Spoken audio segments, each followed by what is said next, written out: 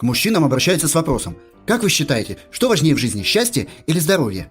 Один из них, недолго думая, отвечает: я считаю, что счастье. Другой думал, долго думал и говорит: а я считаю, что здоровье. Вот несколько дней назад я встретил свое счастье, а здоровья не хватило. Жена говорит мужу: я нашла в твоем кармане патроны и записку на арабском. Вообще-то это ректальные свечи и рецепт от врача. Возвращается мужик из командировки, но идет не к себе, а к любовнице, и видит там такую картину. Голая любовница лежит в постели в объятиях его жены. Мужик ошарашенно смотрит на это и выдает: не понял, а кто в шкаф прятаться должен? Девушка на свидании: а ты с кем-нибудь целовался до меня? Да нет, что ты, только один раз, и то при людях.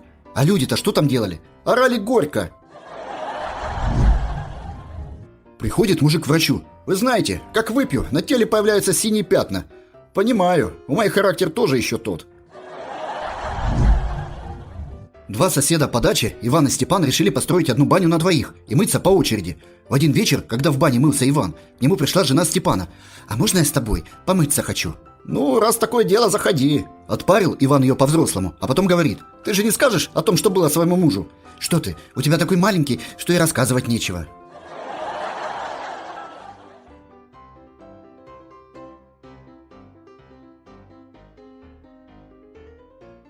Alright, everyone's presentations are done.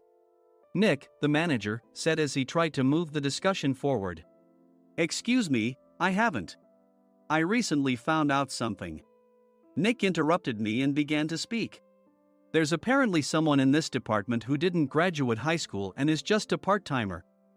Meetings should be for employees only. Absolutely right. His lackey, Mike, of course, agreed with Nick. I'm leaving. After leaving the meeting room, I started to shut down my computer. I noticed that an email had arrived, not in my personal inbox, but in the company's shared email. Thinking, there's no point in speaking up, no one will listen, I went home quietly. The next day, I heard a commotion from Nick's desk. He was staring at his computer screen, his face pale. Nick? Is something wrong? Mike looked at the screen with him. And he turned even paler than Nick. Why is he so angry? Knowing the reason for Mike's distress, I thought to myself, serves them right. My name is Adam. My mother passed away when I was in the 9th grade, and I was raised by my father. Well, you could hardly call it being raised. After my mother passed, my father changed. He drowned his sorrows in alcohol, and though he still went to work, he squandered our living expenses on horse racing. Because of that, I had to start working part-time as soon as I entered high school. Every month, I went to the convenience store with bills in hand that couldn't be auto-deducted from my father's account.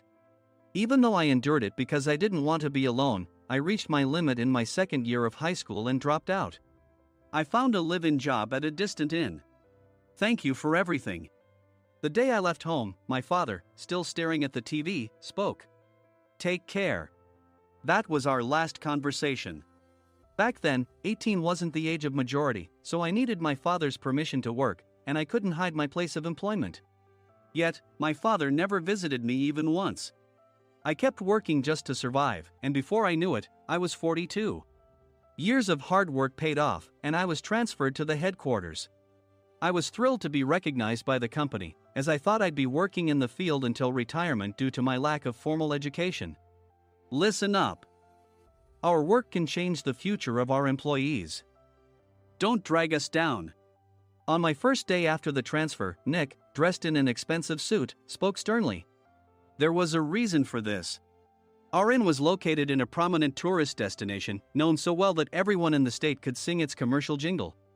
At its peak, we had 5 locations within the state. But that was long ago. Due to financial difficulties and aging facilities, only the place where I had worked for many years and the original establishment remained. I was prepared to lose my job anytime, but now there was a glimmer of hope.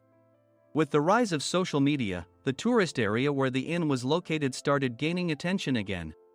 Depending on how hard the sales department, where I was transferred, worked, we could either thrive or be forced to give up this prime location to the new hotel chains continuously popping up. For Nick, who had switched careers from another industry to strengthen our sales, this was a battle he couldn't afford to lose. I understood why he had to be strict. I will do my best. Nick sneered at my enthusiastic declaration. Did you not hear what I said? I'm sorry. I thought I was listening carefully. Out of habit from years of customer service, I apologized reflexively, though I had no idea what had offended him. Someone was watching me with a smirk. In this department, there are those who are expected to excel and those who have been shoved here because they have nowhere else to go. You are the latter.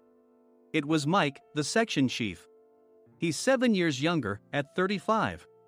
But he was called to headquarters much earlier than I was and had been moving around within the headquarters ever since. I'm not jealous, but I can't accept that he's my boss.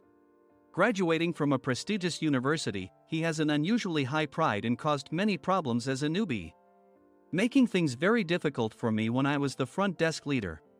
When I found out Mike was transferred to the sales department a month before me, I was disheartened. Mike is right. With just a middle school diploma, there's not much you can do. Don't even think about achieving results. As if I didn't exist, Nick remarked, I'm thirsty. Mike eagerly ran to the coffee maker. It seems Mike is Nick's lackey. I regretted being happy about my transfer to headquarters, wishing I had stayed on site forever. Send a direct mail to every company on this list by the end of the day. Nick only assigned me tasks that even a new graduate could handle. What? There are over 1,000 companies. You want me to send to all of them by today? Yes, if you and your fellow misfits split the work, even those with nowhere else to go should finish by today. I glanced at the employees typing away expressionlessly. They were worn out from customer service, only thinking about leaving on time, or were women reassigned after having children, with zero motivation for work. Even Sam, a new graduate from the same university as Mike, who was supposed to be among the expected achievers, had no enthusiasm for the job, having joined the company wanting to do customer service. I don't care what they say, I plan to quit anytime, he said. Only Nick and Mike were highly motivated, making all the decisions between the two of them. I originally only wanted to work at the inn to survive and had no particular attachment to this job. I swallowed my words, thinking I had no right to reprimand them. About a month after the transfer, Nick told us with a frustrated look. To commemorate the 50th anniversary, we've decided to create a plan exclusive for one group per day. Originally, Mike and I were supposed to come up with it, but our president, Mr. Thompson, insists on hearing everyone's opinions. So, you all get a chance. As Nick explained, Mike began handing out prints. Make sure not to embarrass Nick. If your ideas are half-baked, you'll have to redo them. It seemed that they had printed his handwritten notes by Mr. Thompson, which included several questions and a section for free responses. It made sense why Nick had to seek our input, given that all responses had to be submitted to Mr. Thompson. We were given a week to think about it, and a meeting was scheduled to compile our ideas. My plan is to let guests enjoy both the old and modern America. Nick began the presentations. Guests would watch a master confectioner at a nearby traditional sweet shop make sweets in front of them. The welcome drink would be premium tea in a bottle. Nick's plan was certainly attractive. After his presentation, Nick called on us to present in the order we were seated. Just as I stood up for my turn. All right, everyone's presentations are done. Excuse me, I haven't. I recently found out something. Nick interrupted me. There's someone in this department who didn't graduate high school and is just a part-timer. He was likely talking about me. I joined the company as a part-timer and was made a full-time employee when I turned 20. That was 20 years ago, so Nick and Mike probably had no chance to know until recently. Meetings should be for employees only. Absolutely right. After that, Nick kept creating opportunities to solicit everyone's opinions, purposefully excluding me from speaking. The meeting unexpectedly heated up and went past the scheduled end time. A few people asked to leave, and the discussion continued with the remaining few. Still here? Normally, you'd leave in that situation. Though I had no attachment to the job initially, hearing kind words from customers made me want to make them happier. For someone like me, with nowhere to go, the inn was my home and customer service was my life. I felt pathetic about my current self. I'm leaving. I left the conference room and started shutting down my computer. I noticed an email had arrived, not in my personal inbox, but in the company's shared email. Thinking no one would listen to what I had to say anyway, I quietly went home. The next day, while preparing the DM as instructed, I heard a commotion from Nick's desk. In his haste to stand up, he hit his knee on the desk.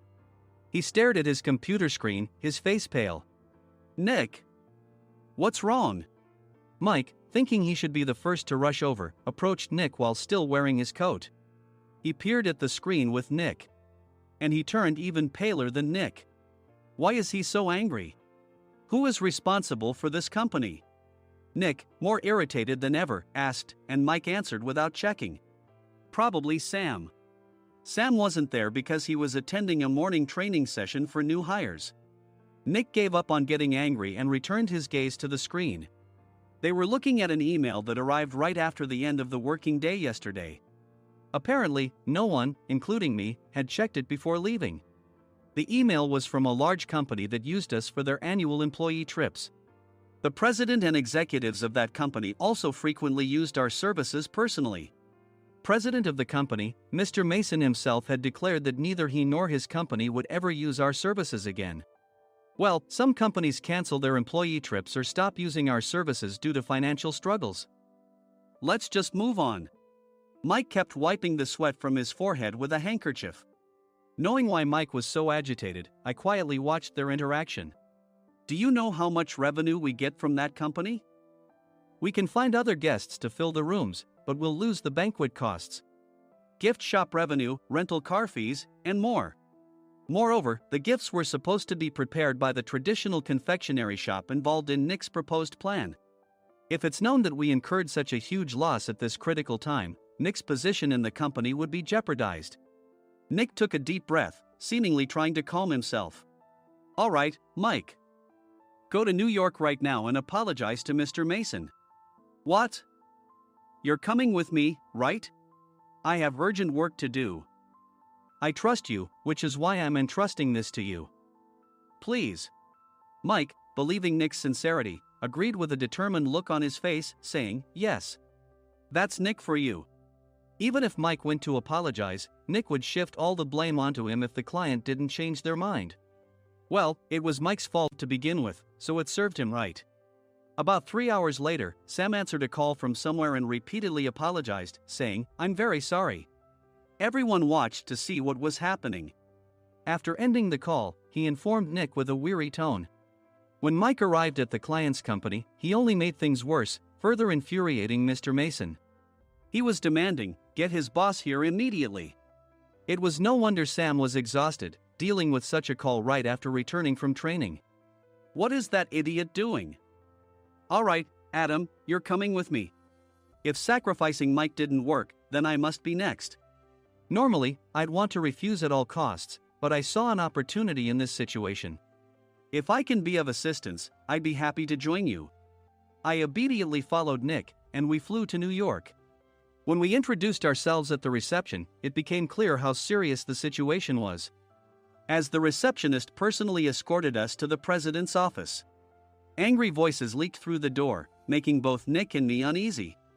Excuse me. I'm Nick, the supervisor. I understand my subordinate has caused you trouble, and I deeply apologize. Nick, with his experience in the corporate world, knew enough to offer an apology before excuses. However, his customer service skills left much to be desired. I sighed as I saw Mike trembling like a small dog in the corner of the room. What kind of training are you giving your subordinates? Mr. Mason glared at Nick with a red face. The intensity of his gaze made even Nick take a step back. Regrettably, I joined this company only 2 years ago and was unaware of Mike's issues. I should have identified his shortcomings sooner. Indeed. I should have realized sooner. No sensible person would come to apologize and then give a lengthy presentation on the drawbacks of not using their in. Nick froze, his mouth slightly open. Suspecting the worst, I picked up the documents that had fallen to the floor. It seemed Mike hastily prepared these documents on the plane, listing the disadvantages. Disadvantage 1: if you change the venue for the company trip, employees might suspect it's for cost-cutting reasons, leading to a negative impression. Reading it aloud half-jokingly, Nick snatched the papers from my hand and checked the contents with a furious expression. Among the stack of documents was a receipt from a nearby convenience store's copy machine. I felt a pang of dread, hoping he hadn't shown the receipt as well. What do you think he said when I asked what kind of nerve he had to do this? I'm very sorry.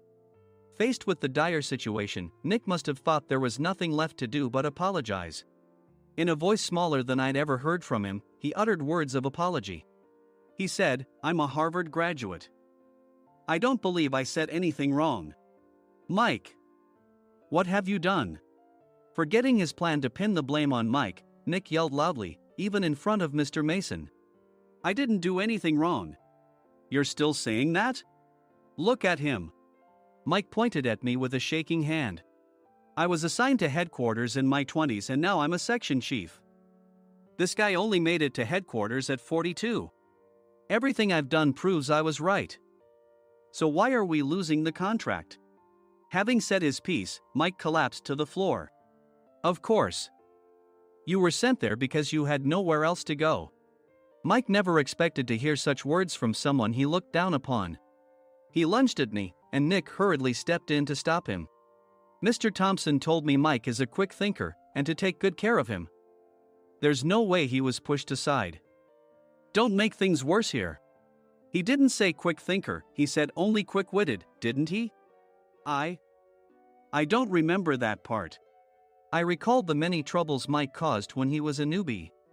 When Mike was on the front line, his pride was so high that he never apologized to customers.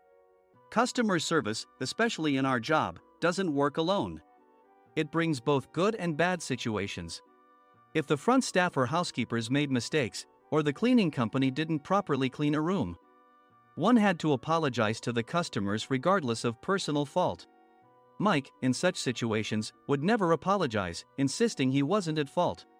This often angered customers, and as the front desk leader, I frequently had to apologize on his behalf. He caused complaints and disrupted operations, which is why he was quickly moved to headquarters. In departments where he didn't interact directly with customers, his quick thinking was beneficial and things went well. But it seemed his flaws were starting to show. Corporate reservations are supposed to be entered into the system by the sales representative. But a quick check yesterday revealed that more than 10 items were missing from the client's reservation. The handover document clearly stated what needed to be prepared. Why didn't you enter it into the system? Why do we have to give them special treatment? Filling rooms near the banquet hall, setting up all the food in advance. Specifying the brand of wine, they're too demanding. No wonder he always angered customers, I thought, feeling a headache coming on. Grouping them in rooms near the banquet hall is for our benefit too. It makes it easier for the staff to set up beds and serve breakfast since everyone's schedule is synchronized. As for the other requests, Mr. Mason suggested them to lighten our load. I didn't know that. Nick finally seemed to realize that Mike was the one who had angered the client. What did you say to them? I just told them we wouldn't give them special treatment anymore. We shouldn't waste effort on things that don't bring in money. I was utterly exasperated at his lack of understanding of customer service. Of course, we shouldn't comply with unreasonable demands. But carrying over successful practices from past stays makes customers feel remembered and enhances their experience. Good memories encourage repeat visits. That's part of our job. I looked down at Mike, who was sitting on the floor. In our job, nothing is a waste. Mr. Thompson likely moved you to the sales department, hoping you'd finally understand this. How do you think he feels now that you've failed to meet his expectations? Mike, tears in his eyes, fled the president's office. I was amazed he still hadn't apologized. You have it tough, Adam. It's okay, we're all employees of the same company. I deeply apologize for this disrespectful incident. Especially after all the care you've shown us. If it weren't for you, Adam, I really would have stopped staying here. When I heard you were moving to the sales department, I was willing to reconsider if you handled it. Seeing us talk so amicably, Nick's face contorted. Do you two know each other? Adam's service is excellent. I always requested him specifically. Normally, we don't accept specific staff requests, but we made an exception for Mr. Mason, adjusting my shifts accordingly. He had personally stayed at our hotel just before my transfer, and during casual conversation, I mentioned, "I'm moving to the sales department soon." If I hadn't told him then, things could have been much worse. Please continue to take care of us. I look forward to it. On the return flight, Nick awkwardly offered me a can of beer. It's still working hours. Of course, I had no intention of forgiving him for a single beer. Nick might try to pin everything on Mike and avoid any consequences. While pondering this, a startling fact came to light. "Nick, the tea bottles for the plan have arrived." I handed Nick a bottle labeled with our inn's name. "They look good." "What are you talking about?" "These are plastic bottles. I had assumed we would use the trendy, high-end bottling tea. But what arrived were ordinary plastic bottles of tea with customized labels. The only unique aspect was the label, which had the inn's name, making it look customized. Upon further investigation, I discovered that a substantial amount of money was set to be paid to the tea company. It was priced like bottling tea. Does this plastic bottle really cost $100 each? The tea inside is specially blended for us. The extra cost is for that. Wouldn't it be better to use another tea company? Or is there a specific reason we must use this one?" As Nick continued to make excuses, I showed him a printed email. I informed the tea company's president, Mr. Mitchell, that we discovered irregular payments and he confessed. He said you two were high school classmates and planned to split the extra money. That idiot. Why did he confess? That's not important. You should worry about yourself, this could turn into a police matter. Opening the bottle cap, I suggested. How about calming down with this tea? It supposedly has a relaxing effect. Nick drank the tea frantically. In the following days, decisions were made about their fates. Mike was reassigned to the General Affairs Department, with no chance of transfer or promotion, as per Mr. Thompson's orders. As for Nick, since the payment to the tea company hadn't yet been made, he narrowly avoided legal trouble.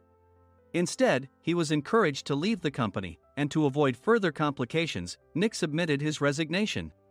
Rumor has it that connections between HR departments have made it difficult for him to find new employment. Even though it was good to have those two gone, something unexpected happened in the sales department. Everyone became motivated and united in refining the 50th anniversary plan. In the end, my plan was adopted. We collaborated with the Tourist Information Center to provide personalized guides. The plan, tailored to the number of guests, was truly special for the 50th anniversary. "Hey, is Adam's family coming to stay?" I immediately booked that special plan for my family. Sam noticed it on the reservation list and quickly picked up on it. "Yes, I'm inviting my father." "That's great.